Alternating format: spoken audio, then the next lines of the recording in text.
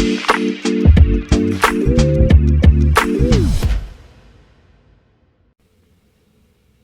right, hello, and welcome back to another episode of the Chase Thomas Podcast, where I'm still the aforementioned Chase Thomas, coming to you live from Knoxville, Tennessee. I have not said that in a couple days. It's been almost a week, Matt Green, since I recorded my last pod. It was Thursday. Folks are listening to this on Thursday morning, so nearly a full week in between podcasts. We didn't do our normal Sunday. You texted me, and I was like, I think at the moment when you were texting me, I was somewhere deep in the mountains, and I was like, I don't think we're gonna be doing any podcasting where I'm at. I don't think I'm gonna have the internet to do that. But Matt Green, fellow University of North Georgia alumni, is here as he is at this time every week. Matt, good evening, sir. How are you? Good evening, sir. Yeah, we went and saw Sam Morrill at the Tabernacle on Sunday night. So one of my favorite comedians these days. He was really funny. But yeah, I didn't even think to hit you up. I was like, oh yeah, I'm definitely not gonna be available on Sunday. But yeah, you were busy getting away, enjoying nature. I love enjoying nature. My wife and I, it's a big thing. Did some fishing, did some cowboy stuff, some cowboy shit, Matt Green. You know me, Chase Thomas, doing all that sort of thing. Riding some horses. Riding horses. Mm-hmm. I see you, man. Hey, I'm built different.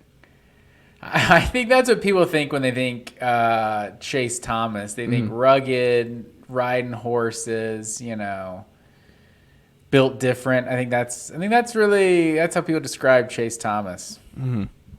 How would they have described That's how I do, at least. I was gonna say, I would hope so. Yeah, no, it was good, but it is weird. It's something I talk about with my wife, where I'm like, by Wednesday I'm antsy, man. Like, it's just me not being productive and doing this, and when people it's never good when people are like, how are you doing with like this much time in between, like other people reaching out and sending me something about, like, it's been like 5 days. Are you good? Like, are you okay? Like, it's like an SOS type deal where, and coming into the week, they were like, are you going to be able to, like, not work for like 5 days? Is that going to be on the docket for you? It's hard, man. Like, it really is hard for me to not do any kind of potting during the week. It was tough. I won't lie. It's such a nerdy thing to be like, yeah, it was tough for me not to work and do the pod and do some research and prep and chop up videos, create social content, all that. I felt like I was antsy, man. I was getting anxious. Yeah, I could see that. I know how you love to hear yourself talk. So I don't think no, I'm just messing with you. But yeah, I could definitely understand that, especially just someone who's hustling like you are every day, man. I can understand. Hey, us rugged mountain men. We got a lot on our plates. We got to go attack the day, Matt Green. Don't forget, folks, you can check us out on YouTube, youtube.com/Chase Thomas Podcast. Like and subscribe. You can watch Matt and myself, like if you are right now, here on the YouTube page. Make sure you hit that like and subscribe button. It helps other people find the show, helps this very show continue to grow. 5-star rating, Apple Podcasts, Spotify, all that good stuff, if that is how you are listening and you have not already done so. Make sure, as always, to email us if you have any college football questions for Matt or myself. You can always email us that we can answer on the show. You can leave it also in the review at chasethomaspodcast@gmail.com. Follow Matt at Matt_W_Green. Follow myself at Chase_Thomas, or follow the official Twitter page, twitter.com/ at Pod Chase Thomas. There you go. Matt, Nigel the Nighthawk, has some stuff he was going to get into, drop off for us here on today's edition of the Full Ride, because we have the SEC West. We did the SEC East last week on the program. That was a lot of fun, revisiting what happened and where that side of the conference is going, or last year with these two splits. Speaking of the SEC East, before we get started with all this, I know it's been a while now, so the wound isn't too fresh, but how are we feeling about another Rick Barnes basketball season? Didn't get past the Sweet 16. How are we feeling? Look, they didn't have Zakai Ziegler. losing him for the season. Banged up. Julian Phillips, the 5-star freshman, was banged up. Wasn't able to play much and was just not really a factor late in the season. Had to constantly adjust. You look at the Final Four. Bama didn't make it. Kentucky didn't make it. Auburn didn't make it. Houston didn't make it. You go up and down the list. It's just that kind of year, man. Like, no number one seeds made it. Like, if things had gone a little bit differently, then maybe I'd be a little more upset. But the team that Tennessee lost to ended up making the Final Four anyway in FAU. They should have won the game. They were up late.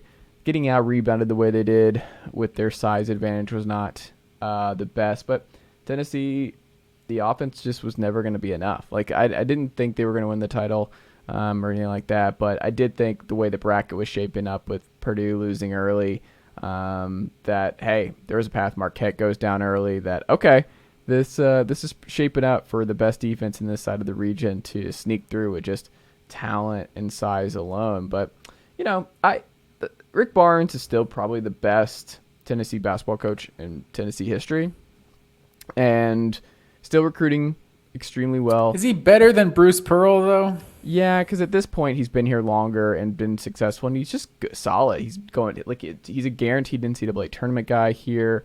He gets the Sweet 16 with a group that got decimated by injuries to this point.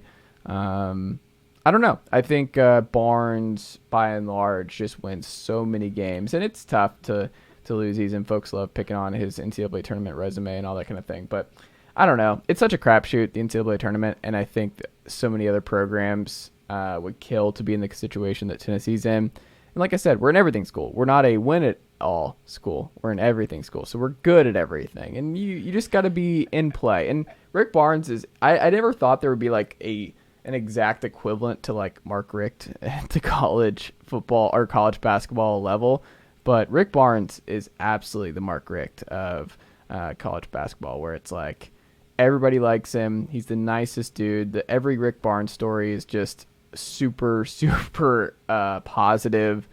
Everybody likes him. Like, it could be Kevin Durant, it could just be one of his old assistants. It just he leaves a positive impact on everyone he's around, and you know, you pull for him, you hope it happens. But Tennessee's not like this university that has this strong they've never reached a Final Four. It's not like they have this Kentucky expectation here. So I think it's just, you're happy with where things are. You want the offense to get better. It has to get better. That's something that has to be part of this offseason plan, is it can't just be the number one defense and hope that a 60th offense can get you through. You got to have a little bit more balance on both sides of the floor. But I don't know. There's a lot of programs around the country that would kill to be in the spot that Tennessee's in. And Rick Barnes is extremely consistent. You just kind of like the Mark Richt thing. You know this, where you hope you break through. You hope one of those, like the Aaron Murray play at the end of the game, where if that goes a different way and you get Notre Dame in the national championship game, Mark Richt gets a national title. He's viewed completely differently after that. Yeah, I think basketball, it's hard to make those comparisons. I'm with you. They feel like the football, basketball equivalent. The only difference is that basketball has this tournament at the end. It's like like maybe we think of Mark Richt as a Tom Izzo if there's an actual tournament and they're just good every year. And Michigan State seems to be one of those teams that, like, regardless of their seed, like, they're dangerous in the tournament. They go to the Final Four and they're like a 7 seed, that type of thing. But yeah, I definitely see the parallels there. Reading in between the lines with one thing you said, had things worked differently, I think you mean, had Alabama gone to the Final Four, you would feel worse. But since Alabama also didn't go to the Final Four, you're like, yeah, you know what? It could be better, but it's fine. The pretty good at everything school. Hey, do you know how many universities around the United States would kill to be pretty good at everything? I will say, like, it's cool to be really good at everything, but when was the last national championship Tennessee won? I think I heard it was like 2009 was the last championship they won in, like, anything. And it's like, if that's the last one in anything, I didn't look it up. Just off the top of my head, I would bet you almost every school in the SEC has won a national title since 2009. Well, women's basketball won in 2008, and then indoor track and field in 2009. So that's the last one? It might be the last one. Yeah. Looks like that might be the last one. Other than maybe I don't know, Missouri. Was Arkansas just really good in baseball? Did they win a national title a few years back? They did win a national title. They did? Back, yeah. They've won. So I think Missouri might be the only other. So Tennessee, they're pretty good at everything, but the rest of the conference is winning national titles. You gotta start winning something. I'm not gonna take this. What happened to Tennessee women's basketball? They made the Sweet 16 this year. But that's what I wasn't saying like. I mean, I know they're not Pat Summitt good. I was like literally asking, like, what happened with that? Like, are they still a good program? Yeah, they're still good. It's just Dawn Staley's world now that everyone's living in. I mean, Caitlin Clark's world, man. She's fun as hell. Like, just the Steph Curry of women's. Oh, this girl for Iowa? Yeah, just electric. 49 points, like just a phenomenal shooter. Yeah, no, it's Dawn Staley in South Carolina are kind of the new age Pat Summitt in a lot of ways. You just can't dominate forever. It's like when you replace an iconic, just maybe the best coach the sport's ever seen. Just it doesn't work like that. You don't just immediately transition and maintain that level of dominance. It's not realistic, and it shouldn't be expected. But it's like Tennessee just swept Texas A&M, big win over the weekend. Texas A&M obviously top 25 team in D1 baseball, and then the lowly Georgia Bulldogs. I don't know what A&M have they won any championships and anything. I don't know. I'd have to look them up. But well, we were just talking about positives with the University of Tennessee because they're humongous weekend. Matt Green this weekend at LSU, the best team in college baseball this year. Tennessee right there in the top 10.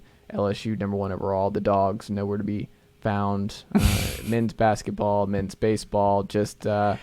Hey, but apparently every player that's been at Georgia in the last few years is a good player. Like, I don't know how this happens. Like, you got Severe Wheeler goes to Kentucky. Was it Katie Johnson that's named at Auburn? Like, now there's another transfer that's going to be. He went somewhere, and then he's now going to Alabama. I forget his name. Like, that Tom Crean, that first recruiting class he had with Anthony Edwards. Like, apparently all of those guys are good enough to play big-time D1 basketball, yet Georgia was terrible when they had all of them. So who knows what's going on. But hey, they're out of the cellar in the SEC, and that's a big step up. They were like 12th place this year, 11th place. I'm not sure what they were, the seed they were at the tournament. But that's a huge difference between being all the way at the bottom, winning like 2 conference games. So... Or did they win any? They may not have won any conference games. Crean's last year. They won like 7 games or something that year. Whatever you got to say, Matt Green. Whatever got to get through these winter and spring months. I know Athens is pretty barren right now. Athens it's a ghost town. You get through those winter and spring months on Twitter, sir. It's just what do you have to say? Let me just post a GIF of Kirby Smart kissing the trophy. That's all I need to say in response. I mean, you could say that, but it won't affect me as someone who enjoys everything school-itis that I do have.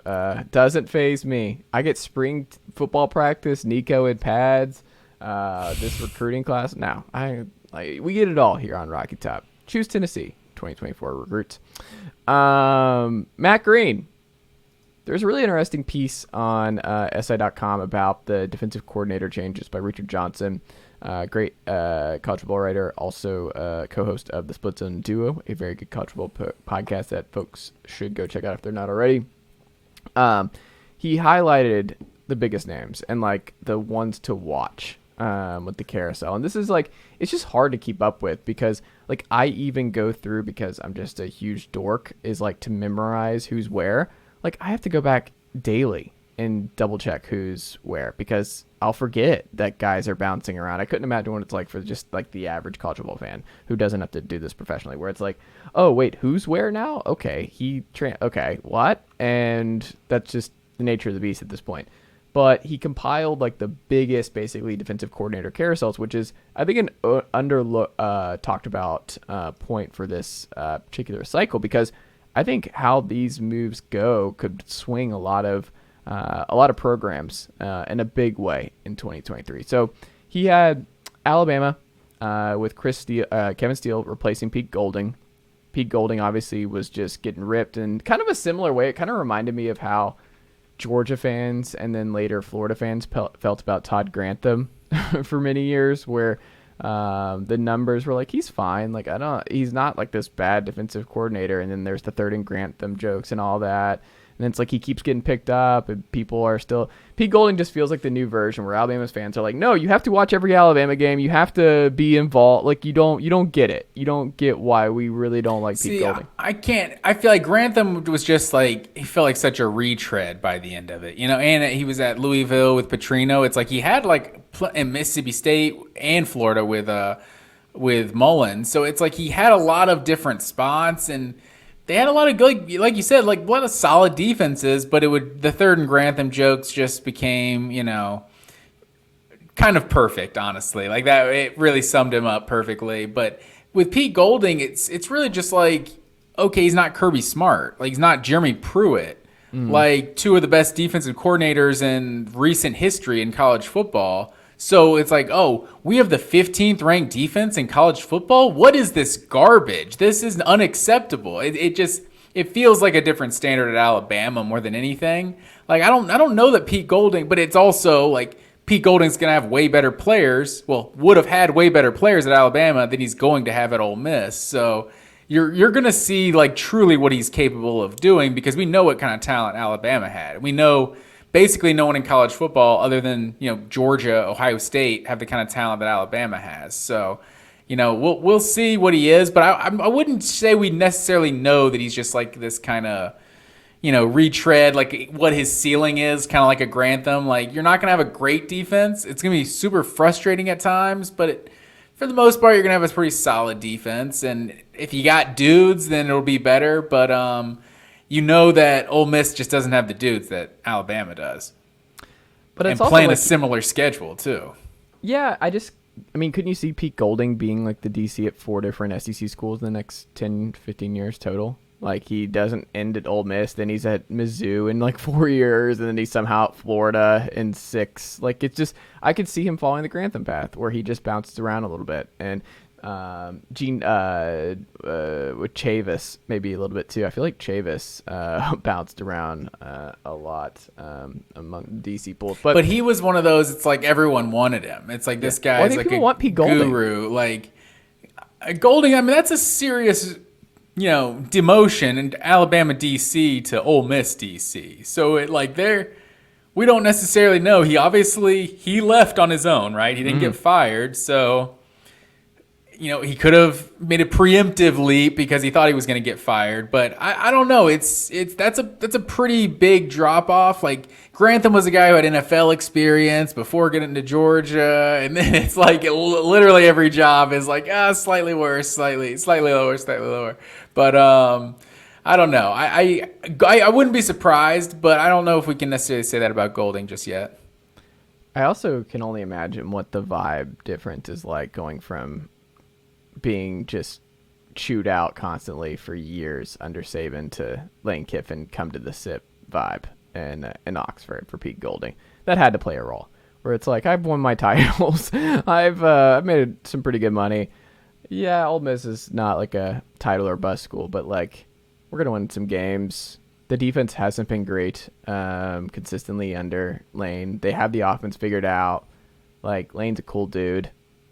And from that perspective, yeah, without a doubt, from that perspective, it's a huge opportunity because you have Alabama with the number 4 ranked defense in the country. It's like, okay, is it you? Is it Saban? Is it all the players? It's just Alabama. That's what they do. Is this what Pruitt kind of had set up before he came in? Yeah, like Ole Miss, we've seen how they've gotten scored on every year Kiffin's been there, basically. Like, so if he actually turns Ole Miss into a good defensive program, like that's definitely an opportunity to get to show what he's capable of and potentially be a future head coach. I would agree. The one that stuck out to me outside of this too. We'll talk about them more when we do our SEC West here at the top of the show. So which one were we talking about just now? Are we talking Ole Miss or are we talking Alabama? What do you mean? Because, I mean, we didn't even address Kevin Steele. Well, Kevin Steele we could throw in. I just think Kevin Steele, Bama's going to be fine. Like, Kevin Steele is going to be an upgrade, right? Like, there's no question that Bama's defense is better in 2023 than what it was last year, right? Like Kevin Why Steele is is an it- upgrade. Yeah, I mean, but how we don't know how much of an upgrade, really. I think we can Has he ever safely had a bad say, defense? but I would say we can safely say that Ole Miss is going to have an upgrade defensively. That's true. That Golding is better than whoever they had, but Golding they did have a good defense. They just lost Will Anderson, like Jordan Battle, like they have a couple key players from. I mean, Will Anderson is maybe the best player in college football, so it's not necessarily a more talented team next year. So I would say they're not going to be worse defensively, you could probably say, because it's Alabama, but like there's only so far they can go. But I don't know. I don't know if I would definitely say they're better. I would just lean. Kevin Steele is, I think, his third go around in Tuscaloosa. Saban knows him. Saban trusts him. Like those Auburn defenses with Malzahn and Kevin Steele were top notch. Like I'm gonna just throw away the Miami blip here. I think Kevin Steele's gonna be good. I think he'll be solid, especially Kevin Steele with talent. He knows the area. He's gonna recruit well. I'm not really worried about Alabama's defense. I think it's gonna be better. It seems like it's also like a coach in waiting situation until Jimmy Pruitt's allowed to be the DC again in Alabama. So I don't know. I think my gut tells me it's an upgrade, but I think it's a good point to say that like it's hard to see a situation where Pete Golding does not improve the Ole Miss defense in 2023, which is a huge upgrade because their offense is really good and it has a chance to be exceptionally good if Spencer Sanders or Jackson Dart break through in a major way like Matt Corral did 2 years ago. So I think there's a lot of room for optimism there in Oxford right now. And Ole Miss they're designing their team the way Tennessee's playing, the way, I mean, Nick Saban kind of has said you have to play. It's like, we're going to be offense first, and maybe our defense can get enough stops that we can just outscore everyone we play. So there's a chance Alabama's that Golding... not playing like that anymore, though. Alabama's flipping the script here with Tommy Rees in the fold. I don't think they're playing that kind of football anymore. I mean, we'll see. I mean, Saban made a declaration like 2-3 years ago that like great defense can't beat great offense anymore. So I don't know. I don't know if Saban is just going... I don't think a couple years of Georgia winning national championships... I mean, and honestly, it shouldn't change your mind. Like a couple years of Georgia winning national championships. It should change your mind that, look, you can still figure out how to play elite defense in today's age. But Georgia won the national championship the last 2 years because their offense was averaging 40 points a game. Like they actually started having a top 10 offense to go with that elite defense. So you've always had to have a good offense and a good defense to some level. Like maybe there's some give and take and you can do what LSU did and just be so good offensively and have maybe an opportunistic defense and things like that. But it's like there's never going to be a time where you don't have to be good on both sides. That's fair. The other one I was going to throw out here, and we'll talk about them in a bit here in the SEC West, is Travis Williams taking over another Gus Malzahn guy for Barry Odom. Kendall Briles also out. Dan Enos in. The thing about Sam Pittman to this point and that staff has been continuity, right? Like that was one of the big things where it's like, oh, he's just going to be able to keep these guys. And that's just such a huge thing when you have two elite signal callers or play callers on just both sides of the ball. And they don't seem like they're going anywhere. And Sam Pittman, obviously, being an offensive line guy, that's huge that he nails the coordinator hires. I'm very curious to see if there's any drop-off from Barry Odom to Travis Williams, and the same being true for Enos, who was also there years ago, I think, with Brett Bielema. More of a run the ball down your throat, less kind of... It's just not going to be as fun and as open as what we've seen in the last couple of years with Kendall Briles. I am very, very curious to see if these coordinator roles work out, these coordinator hires rather, work out for the Hogs, because it's a huge year. They kind of had a down year this past year. It's not like Sam Pittman's on the hot seat or anything, but like the West is tough, man. It's just tough. And you got Texas and Oklahoma coming over soon. Like it seemed like you were kind of breaking through a little bit. He had some recruiting momentum out of the gate. He hit the portal pretty well. You have maybe the best returning quarterback in the SEC this year. I think it's a big year across the board for Arkansas. A&M down. Like there's a lot of reasons as to why you can make the case that Arkansas is maybe the most fascinating team in the West because of those coordinator changes from the continuity aspect, and also just having KJ Jefferson back, and just a lot of different layers here that make them extremely fascinating. And Travis Williams, I think, as the new DC, is another one of those examples. Yeah, I definitely agree with you. I think it's this is a huge year for Arkansas. Like you said, after kind of a disappointing 2022. But if you look at like what they were defensively, like they were awful. Like this team got absolutely torched, like in the hundreds in scoring defense last year. Like they were really bad. So as I feel like in 2021, I want to say they forced a lot of turnovers. Even statistically, I don't know how good they were that year, but I feel like they were like a defense that made plays, and Barry Odom got a lot of credit for that. It's like he also got the job at UNLV. Like this, it's not like he got, Ole Miss or something head coaching job. Like he went to maybe the worst. Are they the worst FB or Power G5 football program out there right now? Like I think it's Rice. They're up there, but so this defense definitely can get a lot better than it was. Even though I do think Barry Odom was a good defensive coordinator, and like the continuity, like you said, was kind of a big thing for Arkansas, and the culture that Sam Pittman had built and everything. So it's massive to get these two hires right this offseason. But yeah, I think it's interesting because there's definitely room for this defense to get a lot better. Yeah, I think they're just what Arkansas does next year is going to be extremely, extremely fascinating to me. Matt Green, did you see the UCF football campus renderings for what they've got cooking here when they make their move to the Big 12? I did. Getting that Big 12 money. I love that. Which, is that a good thing? It's obviously better than the AAC money. It's an upgrade. It's definitely an upgrade, but it's a cool little thing. I was looking at this, and I've driven by UCF's campus once, and it was in Orlando for a wedding a couple years ago, and it's not near the beach. UCF is not a beach. It is Central Florida. Yeah, it's not a beach school. So when I saw that they're doing this this cool thing, I was looking at this and all these palm trees and the water, and I'm like, they are really making you think that this is right there on the water, that you're in Boca Raton, that you're gonna be able to do what the FAU thing is, and that's not the case. But this is cool. Like, I was going through the different phases here, and UCF, man, I think it's still the biggest school in the state of Florida. But you got this lazy river. It's like maybe the biggest school in the country, I think. Is it? As far as enrollment goes, it's got a huge, commuter population. But yeah, I think it's like 50,000 students or something. Huh. But, I'm excited to see what they do in the Big 12. But a lot of buy-in from the administration, the fans, and obviously UCF near and dear to my heart, giving us Danny White and Josh Heupel just a few years ago. So, as we say on this podcast, go Knights.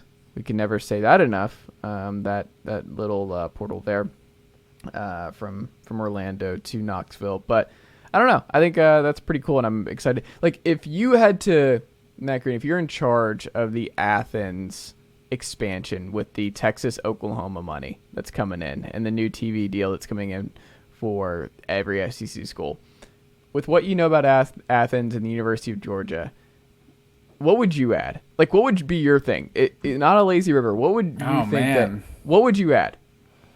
What would be cool to you as an 18-year-old coming to Georgia? Really put me on the spot here. Well, off the top of my head, I know Clemson has always been called Auburn with a lake.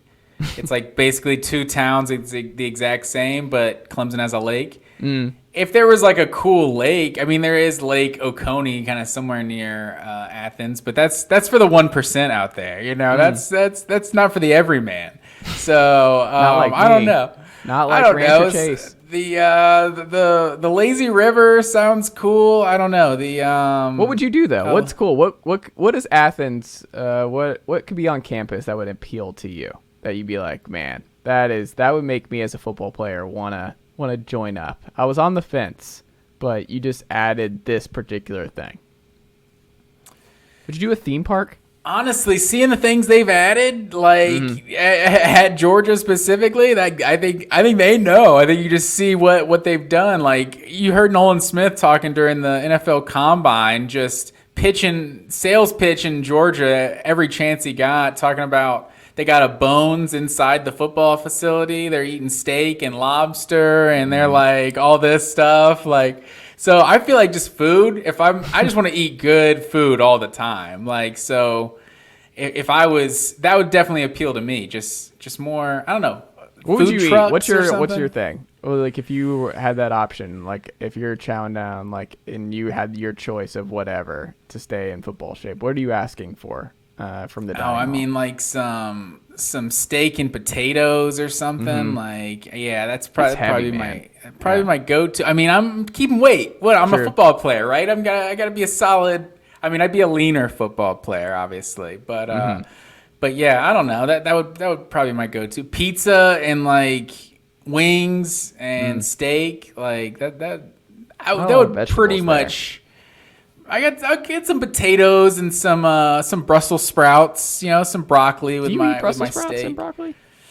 Yeah, Tori actually turned me on to Brussels sprouts. I was never a Brussels sprouts guy, but I make some excellent Brussels sprouts. I'll tell you what.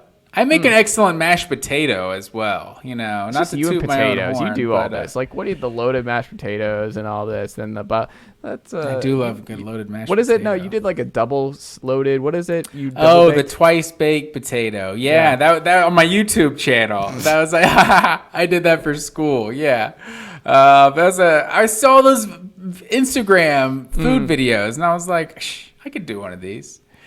But yeah, wow. So that was. I you know what? When I did that, when we filmed the video in my parents' kitchen, we made steak that night to eat with the twice baked potatoes that we had cooked for our demonstration. What's your mom's best meal she cooks? She's gonna be listening to this and she's gonna want to know. Ooh, my mom's best meal. Probably the stuffed shells. My mom does a good stuffed shell. What is that? What do you mean a stuffed shell? What goes in it? You know what a shell is, right? Like the pasta, like the pasta, like jumbo shells. I've never had that. You never had shell? Oh, I mean, it's really good. You just you can stuff it with anything, like ricotta, cheese, and chicken, and just all kind of different stuff, and throw some sauce on that. Yeah, kind of like a calzone, just with a shell. Yeah, sure. I'm just imagining a calzone with like a macaroni shell or something. Like I don't know. You never seen like any sort of pasta that's like stuffed with like cheese ravioli? Or something, or kind of. Yeah, I mean, I guess it's probably a bigger ravioli. That's probably how you would describe it. But it's like the pasta things they open. You like boil them, obviously. Then you open them up and you gotta stuff them in. So yeah, that's a quality meal that my mom does. There you go. Shout out to Mrs. Green there. Matt Green, speaking of Greens, the SEC West, we're doing that here on this very program. We did the SEC East last week. You can check out on this very feed. Can I stop you real quick before you get into it? Because I know the people want to know when I just throw out little fun facts. Central Florida is the second biggest school in the country. Is A&M first? Texas A&M is first. Oh. And it's barely the biggest school in Florida because Florida is actually 4. And then Rutgers is 3. And Ohio State is Rutgers really top 3? 5. It is indeed. Huh. According I would to never this have guessed Rutgers Wikipedia page I'm currently looking at. That's why the Big Ten needed that New York market, man. You got to add Rutgers. And the Thurs, Georgia State coming in at number 10 on this list. Wow. So they're the biggest in the state of Georgia. Yeah, and then also, I'll read the whole list. Arizona State 6. 1 through 150 or 130? Let's go. Arizona State 6, Illinois 7, Florida International 8, University of Texas 9, and then Georgia State 10. So a couple of surprising, a couple of blue bloods on there, and then just I think no shade, but I think schools that just let everybody in. Let's be honest. Shots fired. Shots fired. Matt Green, SEC West. Same question format we got from a week ago. I think this is a fun exercise to kind of get our a firm grasp on how things went in the SEC West. a season ago. My first question to you, who overachieved 1-7 in the SEC West in 2022 in your estimation, sir? I think if you're going to go looking at anyone who overachieved, it's got to be LSU. I think I mean for one it was year one. I slowed down. It's hard to say they overachieved because they lost 4 games. So it's like you see LSU went 10-4. That's about what you would expect with a good first-year head coach like Brian Kelly. But winning the SEC West is what I think absolutely shocked everybody. So, like, having a game like Florida State early on, you lose by 1. It's like, take a couple lumps early. Obviously, Tennessee beat the brakes off of them in Death Valley. But to beat Alabama and then lose to A&M the way they did, from that perspective, it's similar to like Tennessee's season. It's like it was such an overachieving season, but then the way you ended it was kind of this is kind of where we kind of thought we were going to be at the jump. Like losing to A&M was just kind of predictable because it felt like this team doesn't seem like they're this good, and then they got one more loss like for good measure. Like 9-3, that seems more like what we expected them to do in the regular season. But so I don't think they were necessarily – it was just surprising for them to beat Alabama, I think mostly more than anything. So while I don't think they were the best team in the West, for them to win the West year one is definitely overachieving. I think we can't understate how big it was to beat Bama in year one. Like Brian Kelly, I think outside of the off-the-field dorkiness, that sort of thing, the man can coach. You can make the case he's the best coach in Notre Dame history. He's a top 5 coach. No question in the sport.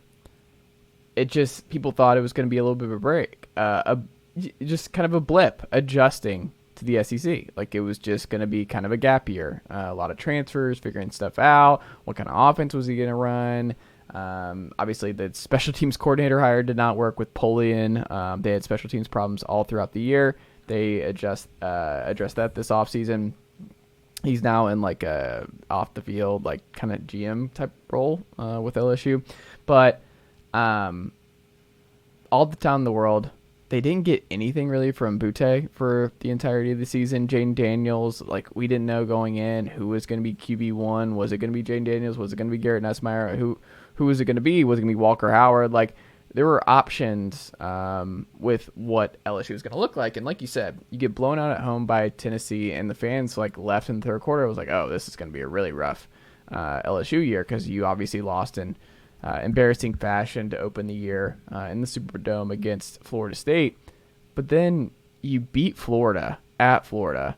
You blow out Ole Miss. And at the time, another one where it was like, that was a stunner. Like LSU just beating the brakes off Ole Miss was a big deal, which has also turned into a little bit of a sneaky rivalry, and I think they're going to be one of the 3 permanent rivals for LSU with the new group. So that's something that's big for them. And then you beat Bama right after that. Then you go to Arkansas. Like that 4-week stretch for me was like, oh, Brian Kelly's ahead of schedule. Like you said, they lose that just dumb game to A&M late that kind of hurt stuff because A&M was just rough all year long. But that month, you can't do much better than that in year one.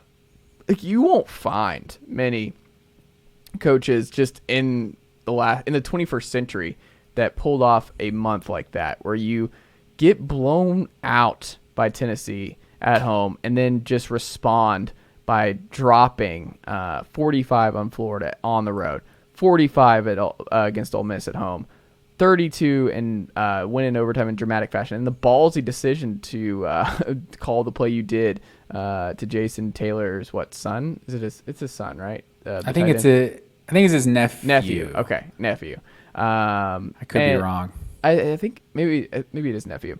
And then you go to Arkansas, another rival, and you win in a completely different kind of game, 13-10. I don't know. I just look at LSU season as a whole. Yeah, it didn't end the way you wanted to do. They probably were like, do we have to play in the SEC title game? Like, we kind of just are pretty happy with our season to this point. Like, yeah, we lost to A&M down the stretch, but we're not really ready for the CFP. We know we're not gonna make it, that sort of thing. But then you say, like, it didn't end well. They beat Purdue 63-7 in the bowl game, sir. Like, it. I I don't know. I think LSU definitely overachieved. And when you look at next year, I mean, they're my preseason, Matt Green. They're my favorite in the SEC. Like, if I had to do who was most likely to win the SEC next year among all the contenders, my first instinct would go LSU. And, I mean, it's a testament because of how much they overachieved last year and the talent they're bringing in. Jaden Daniels really flashing late. I don't know. I think all signs are pointing up for the Tigers. Yeah, I think SEC Media Days, I think LSU is going to be the biggest choice to win the West this year, personally. I think this is kind of, now year two, the expectations are really there. And also, you look at the SEC West last year, there's not a lot of candidates for overachieving. I think Mississippi State may be the only other one, just kind of based on, some of the other teams being a little down. And they end up winning 9 games.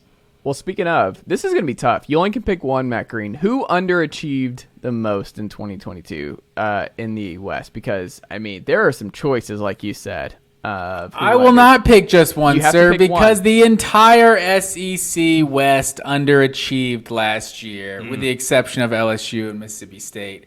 Because you just look at this division, and like we're told every year of how how much of a gauntlet the SEC West is, and this division was just low key like bad last year. Like, it just wasn't very good. Like, the Pac-12 doesn't have divisions. If they did, the Pac-12 North and the Pac-12 South would have been better than the Big Ten than the SEC West was last year. Like, the Big Ten East, easily better than the SEC West.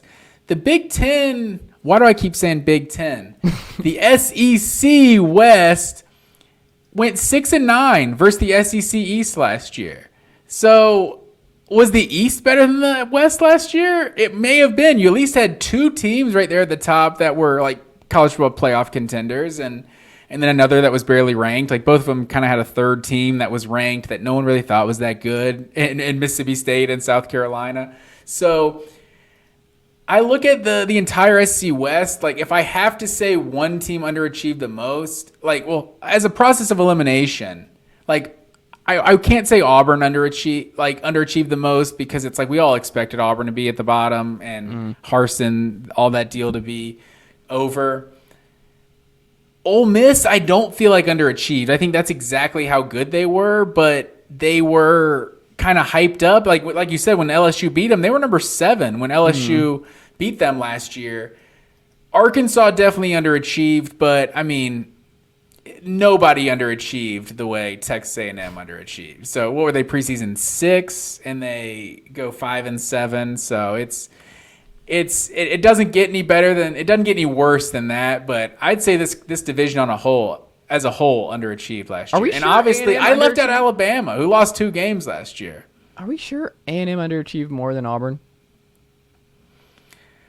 I think so. I mean, they're preseason number 6. There had to be a reason so many people thought they were preseason number 6. You've seen how A&M has recruited in recent years. Obviously, that record-breaking class was true freshmen, so you can't put that much on them in year 1.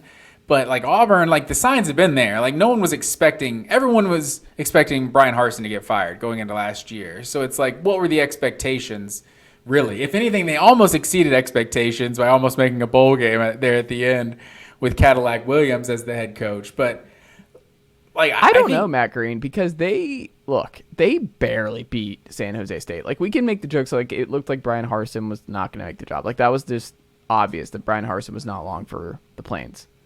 That being said, they were way worse than they should have been. They are still a team in the blue chip ratio coming into this past year. Like, that was still a team that was super talented on both sides of the ball. They still had a lot. Like, obviously the quarterback issue with Robbie Ashford and company and TJ Finley in and out. Like, they never figured that out for the majority of the season.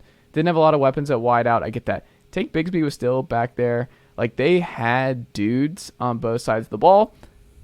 It's still Auburn at the end of the day. Like, this is not like a Mizzou type situation, or, I mean, even just... Mizzou was a terrible team. They were lucky to beat, too. Well, that's what I was going to say. So, you barely beat San Jose State at home, 24-16 in week 2.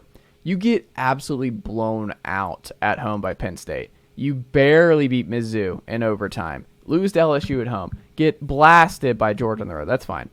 Then you give up 48 to Ole Miss on the road. You give up 41 to Arkansas at home in a blowout loss. You lose at Mississippi State. You barely beat a terrible A&M team. Like, I look at this and I was like, I think there's a case they underachieved. Like, I understand they were not going to be the premier best version of Auburn, but like, they should have been better. This should have been a better football team. Like A&M, I think coming in, I was like, why do we keep doing this with the offense? Like, what are we doing? Like, why are we betting on the offense to get figured out? Like, the defense will probably be fine, but A&M, like, who believes that Jimbo is going to get this offense turned around? I think with Auburn, you were like... But it was also not having to turn it around necessarily in 2020, coming into 2022. Like, 2021, what was their record in 2020 was obviously the best season. 2021 was like a disappointing, like, 8-5 or something, right? Like the Kevin Sumlin special. But Auburn was 97th in defensive points allowed this past year. 97th. When is Auburn ever 97th in that? Like, no, and that's definitely true. But that's why I start to question things like the blue chip ratio when Auburn is in it. They because, were 86th in offense. They were just horrible. They it's looked like Vanderbilt most weeks. Auburn looked like Vanderbilt most weeks. And when I watched Auburn play, like I didn't come away with thinking like they have so much talent. Like if I didn't know what these guys' star ratings were coming out of high school, I wouldn't say this is a talented team. That's a testament to coaching, right? Like they got nothing out of the talent they still had. Like this was not a dearth of talent at Auburn. I think that when folks see Hugh Freeze win a lot of games this year, it's going to be with a lot of dudes who were on that roster last year who are just put in better positions to succeed. Yes, there are some transfers that are coming into Auburn, but like it's still by and large a lot of the same dudes from a year ago. Like I think Hugh Freeze and Auburn are going to win a lot of games this fall. And I think it's just a testament because I think Auburn actually really underachieved more than anybody else in the West. They should not have been that bad. There was no excuse. What is a lot of games? I think 9's doable for Auburn. 8 or 9. Okay, I think 9 feels like an absolute tip top of the ceiling to me. Like in year if that one, offense is top 15, top 10 somewhere in the country, like it's doable. Like there's a path where Hugh Freeze immediately turns that offense into a fun, really good unit. I'll give you that. There's a chance that Hugh Freeze is that much better of a coach than Brian Harsin, that it's night and day what they are next season. But we haven't said anything about Alabama also. Like returning Heisman Trophy winner and who was basically I would say the consensus best player in college football coming into 2022 was Will Anderson. And to have two like just maybe historically great. It's hard to call them historically great because Alabama just kind of has a couple guys. They got Tua and Quinnen Williams on the same team a couple years prior. So it's hard to say historic, but it kind of was. And this Alabama team, they lost 2 games by a total of 4 points. But I don't know, from what we expect them to be every year and this being a revenge tour of a season for Alabama and all that, for them to just, I don't know, not look great for a second year in a row, it's not that they weren't a good team in 2021. Obviously, they went to the national championship game, but we're used to this level of Alabama when they beat people 48-7. You know, like we saw all last year, like with the Florida game, with losing to A&M, like there was the Auburn game. Was that the one in overtime in 2021? Like just so many games that they played, like to Arkansas too. Like so many tight games they played last year, and then to lose a couple in 2022, the program appears to be trending in the wrong direction. I think 2023 replacing both coordinators. I think it's a big year for Alabama. They're definitely, especially with what they're supposed to achieve. It's not as realistic as everyone else in the West, but what they do isn't realistic, right? It's a whole nother level of anyone else in college football. So from that perspective, what they're supposed to be, it was definitely a huge underachievement. You lost 2 games by 4 points, and it was at Tennessee, best offense in college football last year. The rival, like you were right there multiple times. Like Bryce Young was the best quarterback in the country all season long. Jahmyr Gibbs was awesome. obviously, like you said, the defense didn't do enough in certain moments. But like you go through the schedule and you went week by week, like they still felt like a top 5 program all year long. It just feels like they underachieved because we've never seen, like, it's just silly that like Mac Jones led the best Bama offense ever and he wins the national title in 2020. And then you get 2 years of Bryce, the best quarterback Alabama's ever had, and it's not even really particularly close. And he doesn't get anything. Like, he doesn't get a ring. It's just, it's funny how sports works, Mac man. Jones, though, don't paint Mac Jones like some Greg McElroy or something. I'm not saying he's Greg McElroy. He balled out that year. He's no Bryce Young. Bryce Young was doing stuff with nobody. I do think Bryce Young is the best and they've ever Devontae had. Smith and company. Like, he had dudes everywhere. And that's not his fault. Like, he had dudes everywhere. Like, you're doing Kobe Prentice and, like, you're over here trying to get Ja'Cory Brooks open. And, like, he was running for his life trying to make stuff happen. It was weird all year long to watch Alabama without the difference makers out wide. Like, it kind of looked like Clemson the last couple of years where it's like, oh, T. Higgins isn't around anymore, or Amari Rogers, or insert big playmaker here. It's like, oh, this isn't great. Like, when you don't have those kind of guys out wide that can dominate, make life easier for your star quarterback, it's a little bit more difficult to win football games in Power 5 conferences week over week. And I think Bama, it just was weird all year long. And I think no dudes that scared you out wide. Exactly. I think that's why I look at it as such underachievement, is because I think, to all the points you made, I think Bryce Young is the best Alabama quarterback that Saban has had, or ever at Alabama. So for him to not get a national championship in his 2 years as a starter, in a way, it does feel like you wasted potentially the best quarterback you'll ever have. And but that's doesn't why hurt because you're Bama and you've won so many national titles. You're like, oh, that was weird. We didn't win one. Of course, it is weird for sure. But I do worry about them moving forward, just because, like. What do you mean you're worried about them? They just had the number 1 class. Like, because they had Bryce Young, so the quarterback position is going to be worse next year. Like, it's. Yeah. And that's when they'll win a title. It's safe to say it should be significantly worse because of how good Bryce Young was. Significantly worse can still be a pretty solid quarterback, but they didn't have the playmakers out wide last year. It's like, who are they?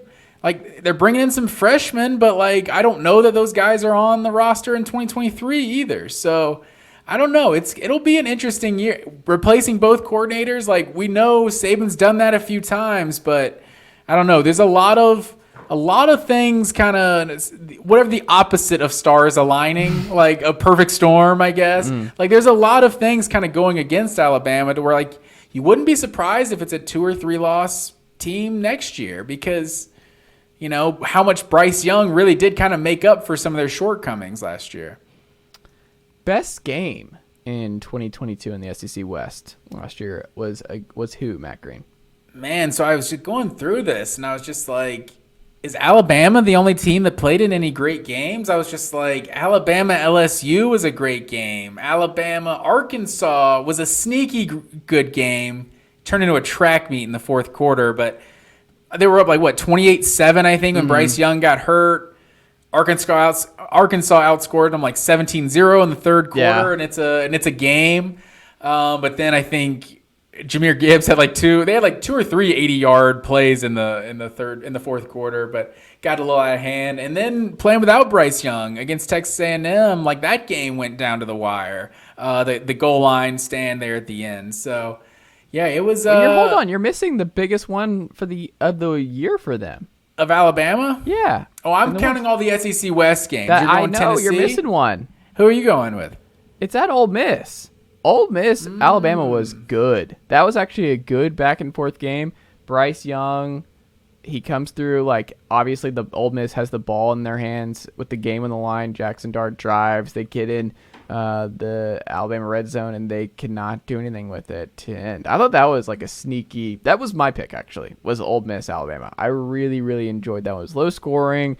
It was back and forth. Ole Miss really wanted that one. Kiffin really wanted that one. You could tell.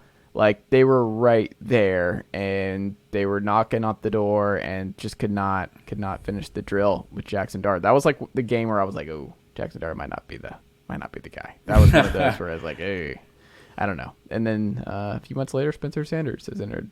But it's crazy because I feel like we just named like 4 games this season. It's like, and then another 4 or 5 last season. It's like, before that, you had to go back a decade to find 4 or 5 games against the SEC West that Alabama like pulled out at the very end. Like it's. So was that good for the conference or bad that these? It's great for great for the product and watching games, and the CBS 3:30 game not just being a 42-7 beatdown that's over by halftime. But I mean, if Georgia just replaces them, that doesn't really change anything. But but yeah, you just look at the last couple of years. They're not the juggernaut. They're still like the best of all those teams, but they're not just the head and shoulders best like they once were. The other candidate, just sad that we didn't get Bama Georgia at all last year. Like it's kind of a travesty that they're not playing every year. Like it's just if you feel a little bit robbed. I mean, how many years have we had it in a row? Well, that's what I'm saying. They have to play once. Like it's just you have to play once a year. Like they played 2017, 2018. 2020, 2021. So, yeah, they didn't play 2019, but that's just because Alabama couldn't get to the SEC championship. You know, Georgia was there. They were waiting on them. Yeah. Exactly. But, yeah, that's – hey, you know, you gotta play the hand you're dealt. You know, I'm not pointing – I'm just saying that, like, as a college football connoisseur, it's weird that like, you want that game to happen every year now. Like, you want to just see it every year. Yeah, for sure. It's funny, too, just from, like, a – national just viewpoint, like Alabama and Georgia should be rivals, you know? It's like Tori, like I remember years ago, it's like still like a running joke to us. She's like, she saw Michigan and Wisconsin playing basketball one day, like, oh, that's gotta be a huge rivalry, right? And I was like, I mean, I guess. Like Michigan, Wisconsin, I don't really know, but I'm sure they touch each other, like they're right next to the Big Ten schools. I'm sure there's some sort of hostility between Michigan and Wisconsin like that. But Alabama, Georgia, it's never been a rival. It's like almost a Cold War type of rivalry that like they didn't play that often. It wasn't until like these, especially like the first decade or plus of the SEC championship, you never saw a Georgia Alabama matchup. So I mean, as a Tennessee fan, you can have them. Like we're more than fine giving you Alabama as a third permanent rival, and we'll take South Carolina and Kentucky.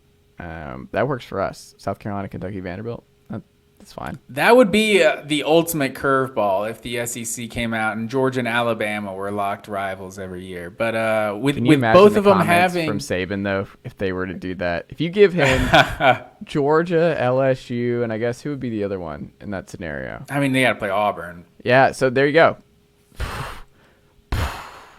Oh, I don't think that would be great. But no, I don't see that happening. Should these fans expect the 2023 results most years, Matt Green? So when you go 7-1, who jumps off the page as they should expect it, and who shouldn't? Let's run through these quickly. I would say, you're gonna run how they finished? Yes, and then basically you make the point of whether or not fans should expect this should be normal as we go. Yes, as we go. Okay. Yeah. Can I say something before we name all of them? Yeah. Just a disclaimer here, not to ruin the whole segment. Nobody should expect to be where they finished in 2022. But let's run through it. I'll tell you why. Okay, that's a good tease. So where are we going with that? So you're starting with LSU at the top, right? Yeah, you got to go up and down. Yeah. LSU can expect to compete for SEC West titles, obviously, year in, year out, even though we're only going to have this one more year. But the 10-4, like they're expecting better than 10-4. LSU's good seasons aren't losing 4 games. So first place in the West, it's not foreign territory to them, but it's also not necessarily like they have to finish first or else they're underachieving. You know, like they gotta win the West, you know, every couple years or so. But I think it's not necessarily they have to win the West every year. Okay, I like it. Number 2, Alabama, 11-2.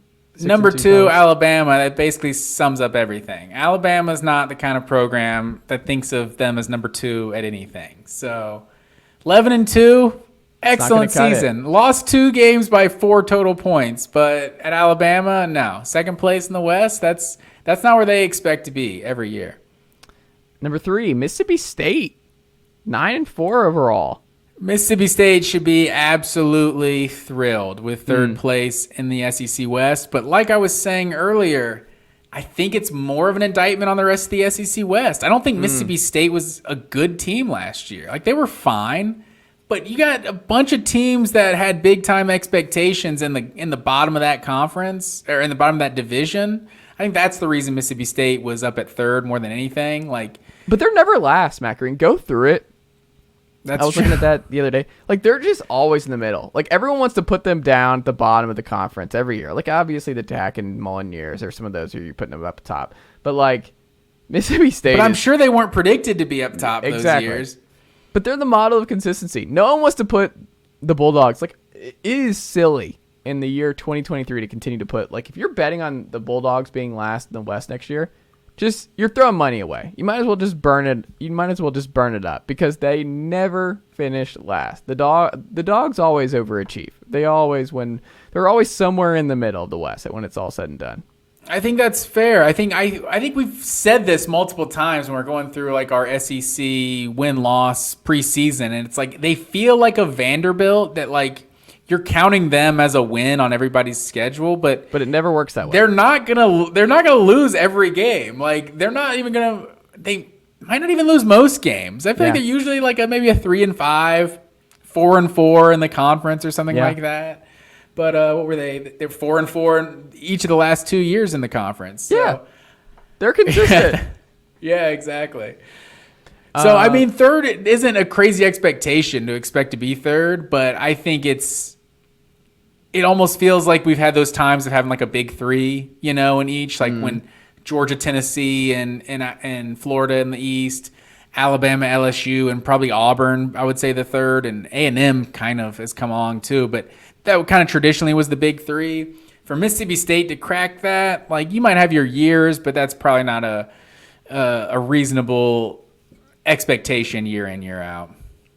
But like 5-4, 4-5 when they go to a 9-game schedule next year, I think that's fair. I think that you should expect that as a state. If they're looking at 9-4 as like our season was a success, then I'm right there with you. You shouldn't really expect anything more.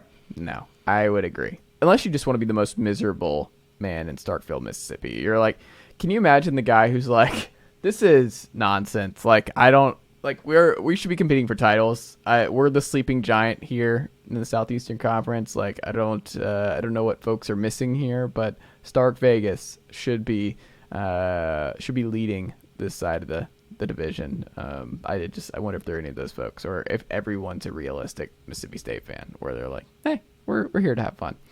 Where are we going next? Ole Miss, funny enough, 4-4 in the conference overall, and 8-5 overall. I think this is a tough one in the modern Ole Miss Lane Kiffin gambit, Matt Green. I'm interested to see where you go here. I think Ole Miss,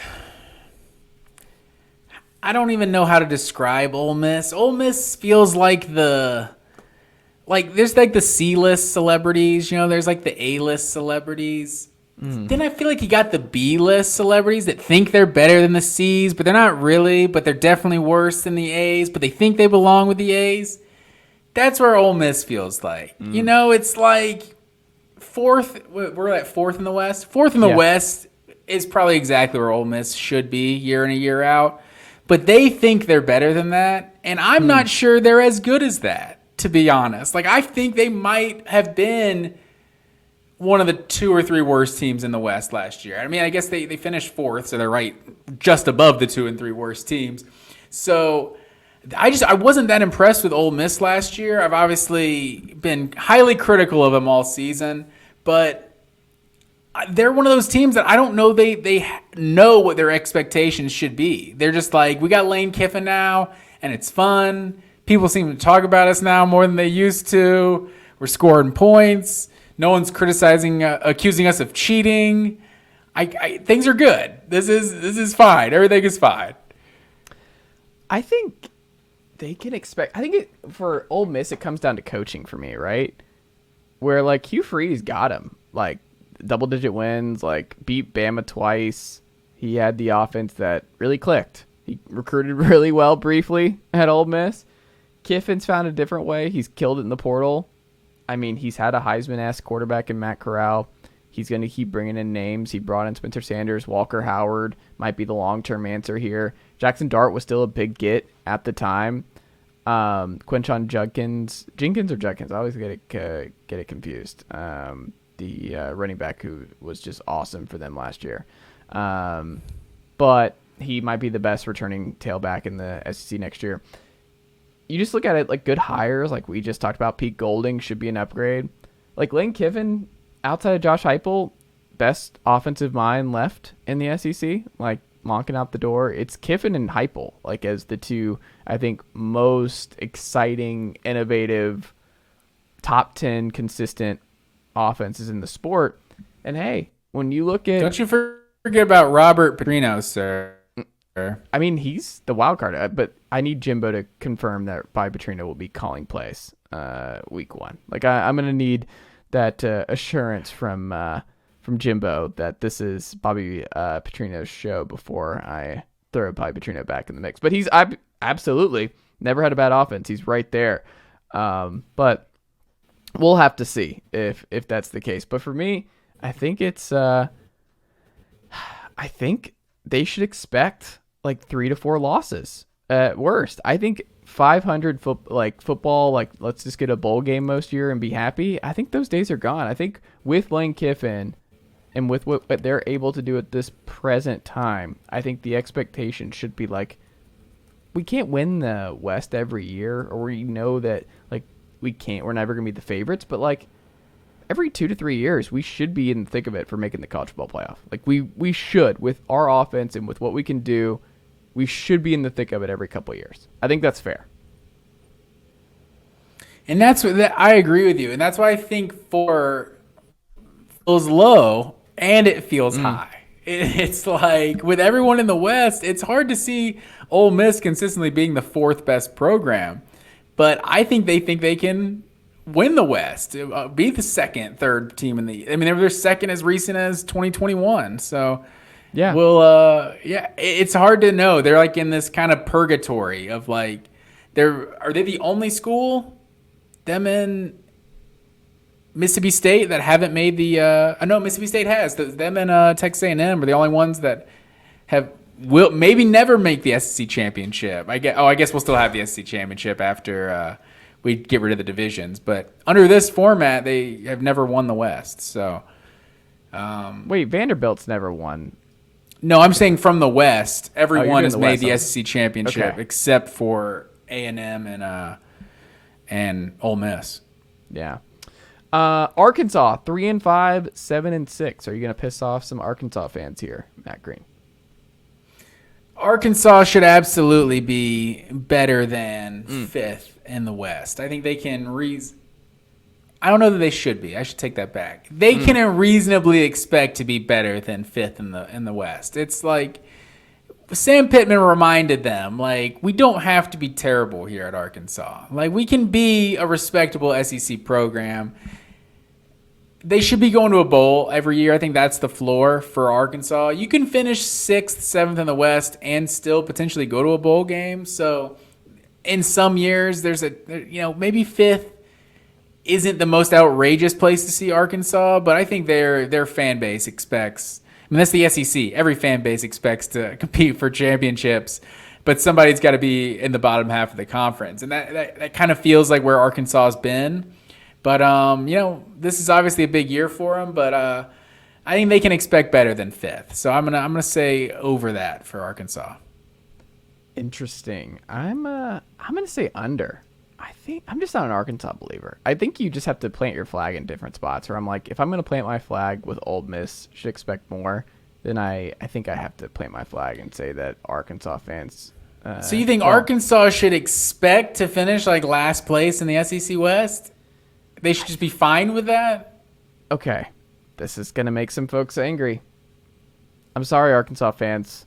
A&M, NIL, location should always be better than Arkansas. Auburn should always be better than Arkansas. Mississippi State should not.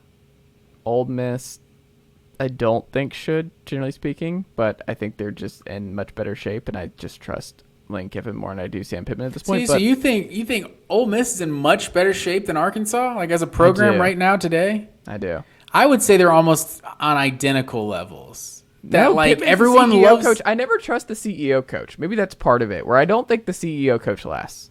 I think every coach has got to be a CEO at this level, though. It's like I think the CEO coach is whatever that term means exactly. When you lose the coordinators, you lose those elite minds. When Orgeron loses the Joe Brady and Dave Arandas, and but Orgeron was a bad coach. Like Orgeron was never a good coach at any level. You know what I mean? Like he just. I feel like he just kind of lucked in. But like you said, he lucked into he was never good before those guys got there. You know what I mean?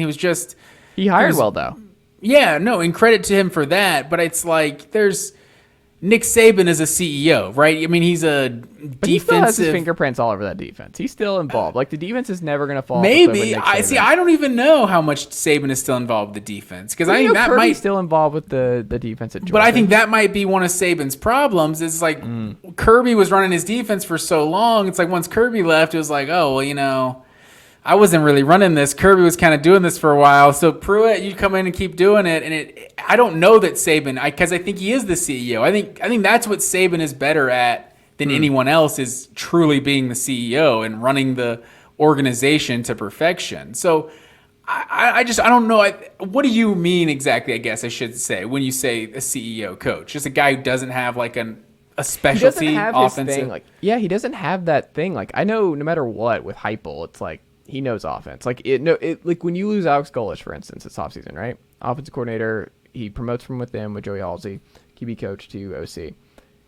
You know that there's the offense is still in good hands either way. Like Golesh being out the door is not like, is that it? Is that it for the top 10 offenses run? You're like, no, they're gonna be all right.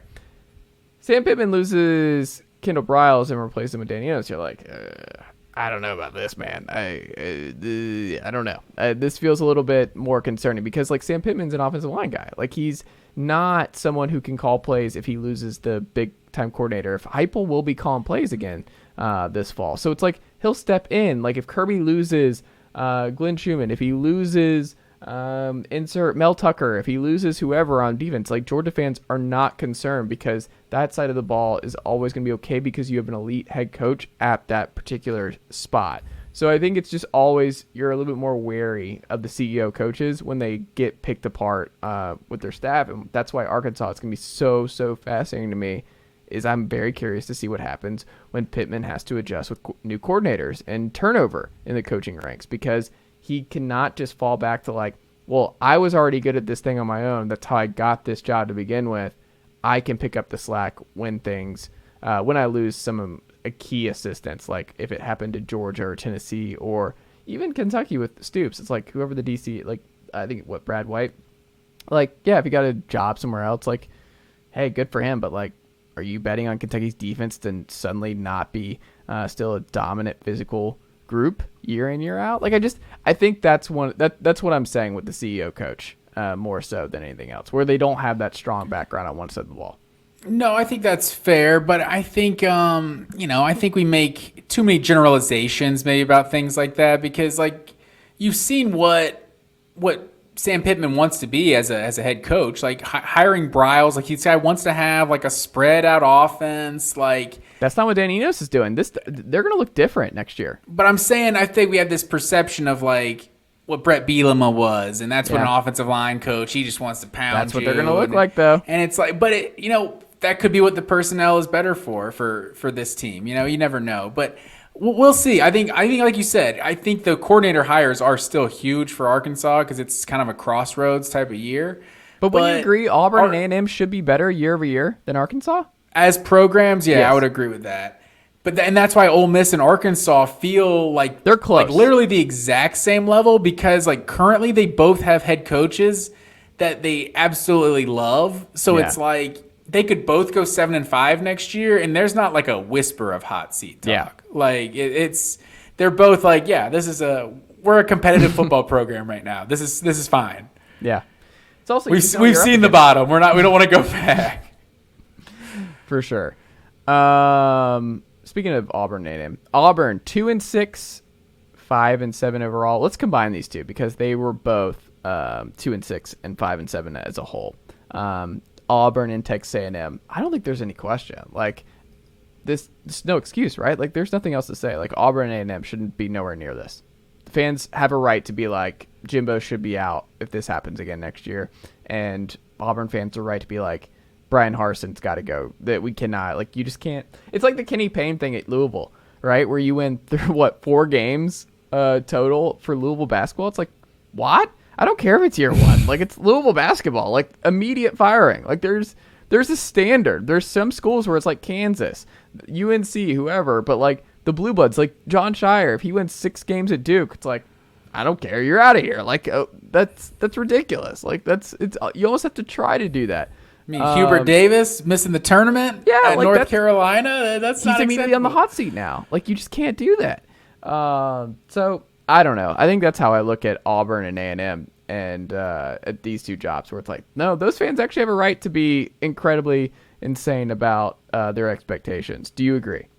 Is making the tournament the equivalent to making a bowl game? Is that like an agreement there? Like Auburn and A&M should be making the tournament every year. Like, yes. they definitely have no business missing bowl games. So I do question, like I said, the composite ranking, because I don't think Auburn was that talented. Just seeing them last year, I think they just have a lot of problems. Auburn just seems like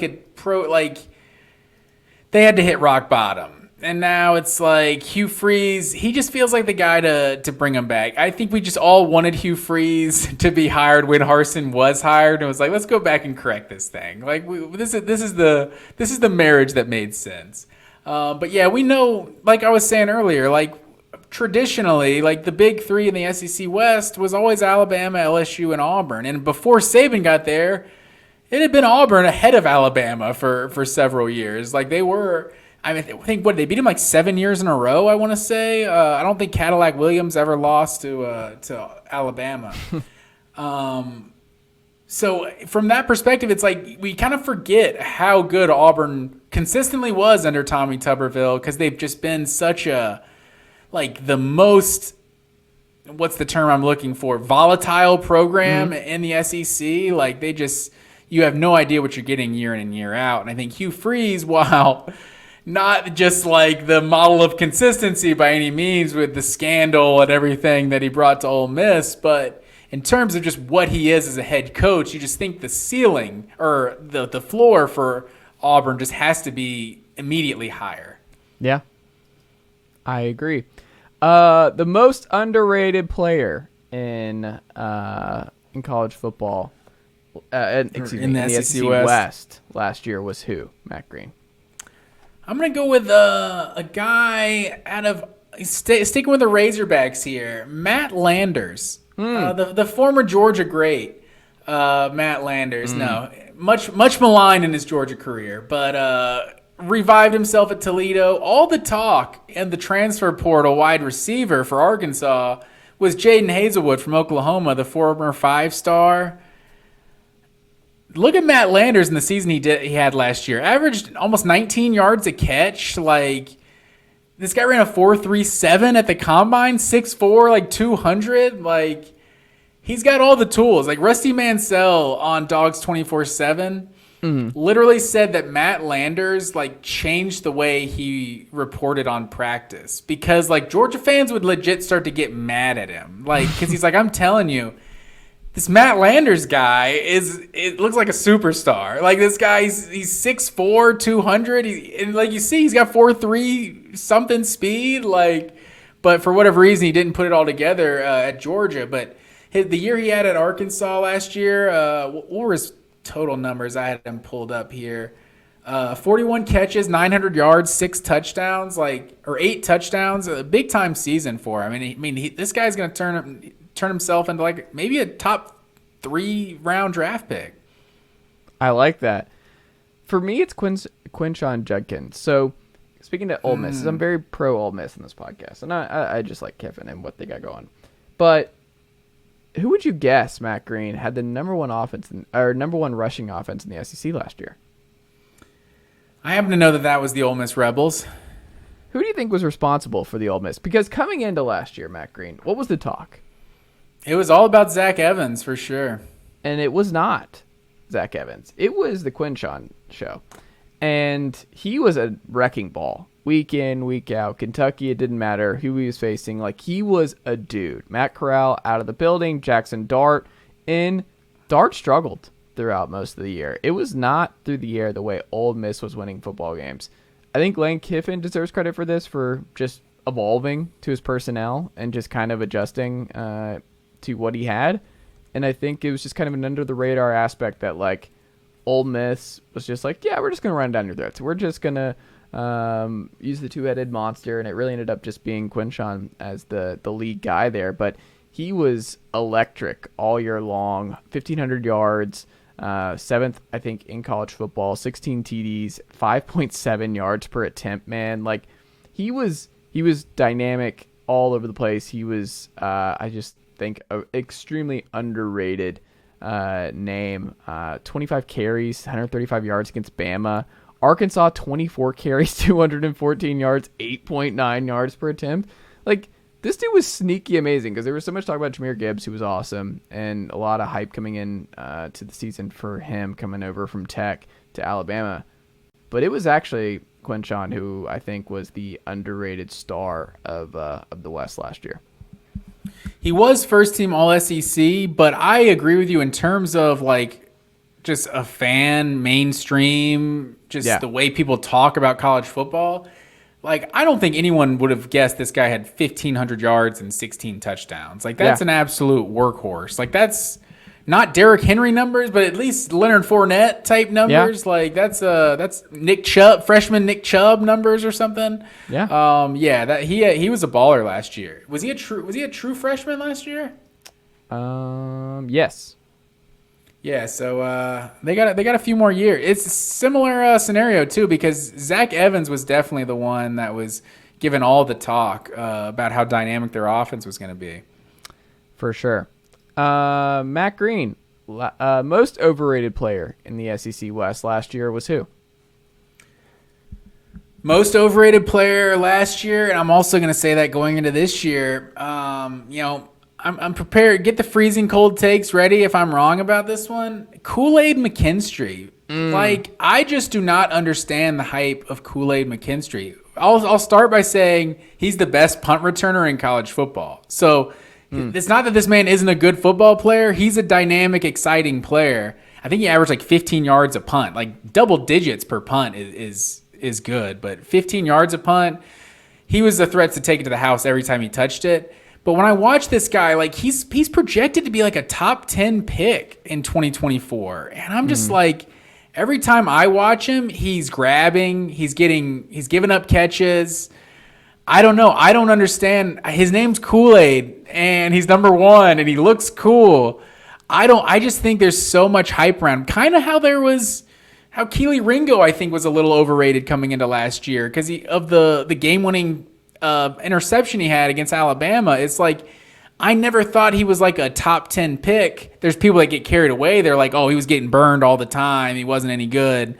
It's like, no, he's like maybe a borderline first round pick. Like, he's still a stud, but he just wasn't that. Calling him like a top 5, top 10 pick, like comparing him to guys like a Patrick Peterson, a Jeff Okudah or something. He just didn't seem like that elite Sauce Gardner. He didn't seem like that elite lockdown corner. But like you've seen other guys George has produced, and Eric Stokes, a DeAndre Baker, that are like first-round picks. He seems like he's more in line with those. Kool-Aid McKinstry being talked about like a top 5, top 10 pick, like I just don't get it. And he's also he's pretty small too. I don't know what he's listed at, but when I see him I don't trust what he's listed at. Also at the University of Alabama, lying about all their heights and weights. But when I see him on the field, I'm just. For this guy to be was he a number 1 corner, top 5-star corner coming out? I think he's a little on the overrated side. I did not expect that one from you. This kind of caught me off guard, Matt Green. I did not have Kool-Aid McKinstry catching strays from you here on this program. Yeah, man, he's I just don't see it. I don't see the top 5, top 10 pick, like just consensus All-American. Like, he's gonna be on everyone's first team All-American list, and To me, he's not a shutdown corner. I think for me, this was hard. The overrated was hard in the West this past year. But I think I got to go Will Rogers.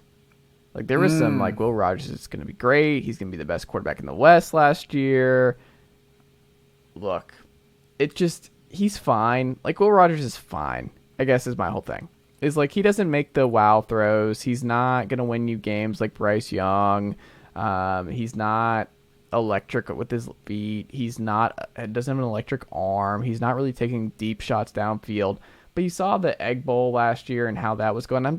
I'm watching Will Rogers, and he's fine. I'm very, very fascinated to see what he looks like without the air raid this year. Like, making this big of a change for him, I'm curious to see if Will evolves, and it's an easy, seamless transition to do what the App State offensive coordinator installs here, because it's going to be a very different look than what he's used to, and I'm curious to see how he responds, because I think he was fine. Like, but he was not like watch out, Will Rogers might be the best quarterback in the SEC West going into next year. That no one's talking about. It's like, production-wise, like Bryce has the most talent, but Will Rogers might be the most efficient and do this. And it's like, Will Rogers was fine. Like, he's okay. He's a bridge guy. He's no Dak Prescott. He's just the insert big name here in the West in the last couple of years. I don't see it there with Will Rogers. He's fine, but he's not the guy. Yeah, I think we've all seen the air raid guys. Like, yeah, they put up huge numbers, and they have high. I mean, there's something to be said for completing 70% of your passes when you're throwing the ball 50, 60 times a game. But they're not deep. Like watch it. It's like a lot of screens, a lot of short stuff. Yeah, exactly. It's a little bit different. He's fine. Like I said, he's not bad. He's just a little overrated in terms of what he can actually do for a program. Matt Green, last one here. Most difficult spot for this coach in 2023 based on what happened in 2022 in the West is who? Most difficult spot, I would like we said with Arkansas and Ole Miss, it feels like it's going to take a lot to get that seat even warm. They're just in a really good spot there. Auburn, brand new head coach, he's going to get some time. Well, it's Auburn, so you don't know how much time. The easy answer is Texas A&M, just because like the dumpster fire they've been, but it's like we know how they've recruited too, so they should be in a position to get themselves out of this hole, with the way the way they've stacked up talent. I think, kind of piggybacking off of your Will Rogers thing, I think it's Mississippi State, because it's unfortunate the rationale for it, but like Mike Leach was that program, so you got to come in and follow. It's not like you're following Bear Bryant or anything, but it was like a legendary kind of figure in Mike Leach. He won a lot of games. He was a great coach. Yeah, exactly. And he was, more importantly, just had such a specific like style and just way of doing things. You don't have those kind of players. Like, you're not going to be. Yeah, it's the style that works. Mississippi State, it's just that's a hard position, a hard circumstances to take over in, and then just like kind of a hard level to match too, because Mike Leach is one of the best out there at doing more with less. I think it's a good one with Zach Garnett. Is there a case that it's Nick Saban? Why? Make the case. Number 1 recruiting class from this past cycle. Best he's ever had at Bama. He's going to next year. Is it Jalen Milroe? Is it Ty Simpson at quarterback? No Bryce Young to save them a lot of times this fall. Schedule's still going to be tough. You hire Tommy Rees. Like, that was the big offensive coordinator hire. Like, all right, what's this offense going to look like? Are you really going to go back to what you were 12, 13 years ago? We've seen those Notre Dame offenses over the last couple of years. We've seen how quarterbacks have played in the Notre Dame scheme most years. Saban, this was kind of a heat check hire in offseason to bring back Kevin Steele, hire Tommy Rees. I don't know. I think there's a case. You didn't win the West, obviously, last year. LSU is coming. Like, LSU, I think, is going to be favored to win more games than Alabama coming into the year. They're going to be they're going to be a more appetizing pick to win the West. They have the better, more proven quarterback. That Brian Kelly beats you in year 1. He wants the smoke. Saban's kind of grouchy. this offseason about like scheduling and this, that, and the other, I think there's a case it's Saban who has the most, not on the line. It's like Saban doesn't have any previous best college football coach of all time. But Bama fans, I think by and large, are pretty uneasy about the Tommy Rees hire. And I think they're pretty uneasy about how last year ultimately ended for the Tide. Yeah, you blew out Kansas State to send a message and all that, but like, you haven't won 2 years in a row now, which is just silly. But the expectations at Alabama are unbelievable for a reason. And the Tommy Rees hire is going to be a big inflection point, I think, years from now as to, was this the signal that like, oh, he really, it's like the Bill Belichick where it's like when he makes Matt Patricia his offensive coordinator, like, maybe Bill isn't infallible. Maybe he can make some bad decisions and it doesn't end well even for the best NFL head coach of all time.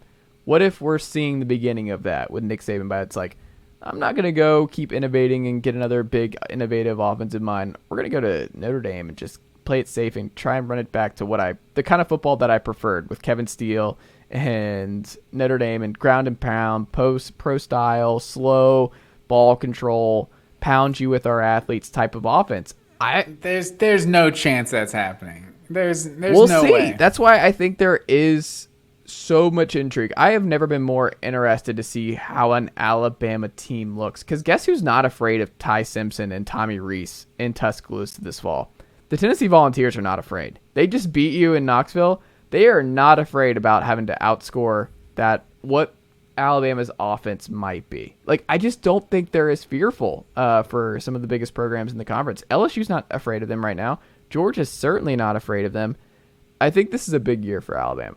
I think they need to, and then it's silly because they lost 2 games last year by combined 4 points. But I think there are a lot of teams in the conference right now that smell blood in the water and are ready to pounce on Alabama. Well, and I think the caveat with Alabama too is it's that the expectation is national championship. So the position that they are currently in terms of accomplishing their goal of winning a national championship, I think you could make an argument that they are in a tough position, but they did just sign the highest ranked recruiting class of all time, and they're going to be number 1 in the composite talent ranking. Like they've stacked elite recruits on top of elite recruits, so it is still Alabama, and the chances of them being good enough to win a national championship are still very high. The one thing with Nick Saban was probably stuck his foot in his mouth was calling the 2021 year more of a rebuilding year. Like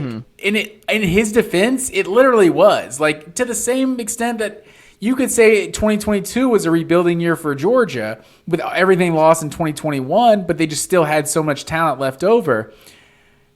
With what Alabama lost in 2020, it was reasonable for them to come back down to earth, and coming back down to earth was being in a position to win the national championship game with a minute left, right? So you were still an elite program. But losing Bryce Young, losing Will Anderson, I mean, if 2022 was not supposed to be a rebuilding year. So the fact that you kind of dubbed it like, 2022, now we got everybody back. This is our talented team. We're going to go win the national championship. Maybe the most talented team Saban's ever had, some people were saying. So with what they lost in that year, with what they lost from last year, it's hard to expect them to be better than they were a year ago. I mean, Texas at home, you get that. That's nice. They lucked out with a bye split between Tennessee at home and LSU at home. They still go to Auburn to close. I think that'll be rocky with Hugh Freeze. We'll see. At A&M, we know what happened last time they went to A&M 2 years ago. We'll see what Petrino and company look like there. Texas is going to be tough at home. I think Tennessee and LSU are both going to give them serious games. I don't know. I think there are 4 toss-up games on the schedule. They're not going to lose all 4, but will Bama fans be okay with a 10-2 regular season again? Like, what does that look like? If they definitely won't. They are not okay with 10-2, and that's what makes their position different because obviously they're Alabama and they're going to be a really, really good team next year, but they're not into being really, really good teams. They're not Tennessee, okay? They're trying to win national championships. Wow. We were almost done with the pod before one final shot at the Tennessee Volunteers. But I'll give it to you because you're you're not watching Georgia sports for a while. You're not watching. You got nothing on. Hey, I'm watching Ronald Acuna and the gang tee it up tomorrow, sir, or today if you're listening to this podcast. What time is first pitch tomorrow for the Braves? I want to. It's a day game for sure. I want to say it might be 1:00. Okay, there you go. Are you gonna radio it? Are you gonna watch it? Are you gonna? How is that gonna work for you? Oh, I'll be tuned in. Oh, you don't worry about me, sir. Yeah, 105 at Washington. There you go. Patrick Corbin, I think, versus Max Fried, if I remember. Patrick Corbin is the opening day starter? I'm pretty certain, yeah. Wow. Yeah. I'm pretty sure, because they have those inning, minimum qualifiers to qualify for, season leaders. I'm not 100% sure he finished it, but I think at one point Patrick Corbin was literally the worst starting pitcher in the major leagues last year with a minimum qualifying innings. It's sad because he was so good for a long time. Injuries just it's bad. It's bad right now for Corbs, and the Nationals are going to be awful. Well, Matt Green, this was fun. I like doing this. Where are we going to go next? Do we do Big Ten East next? Big Ten West? Big Ten Legends? Big Ten the Big Ten Leaders division? Yeah. I think we should do the Big Ten next big conference. Let's do it. All right, Matt Green, always a pleasure. I'll talk to you next week. Yes, sir.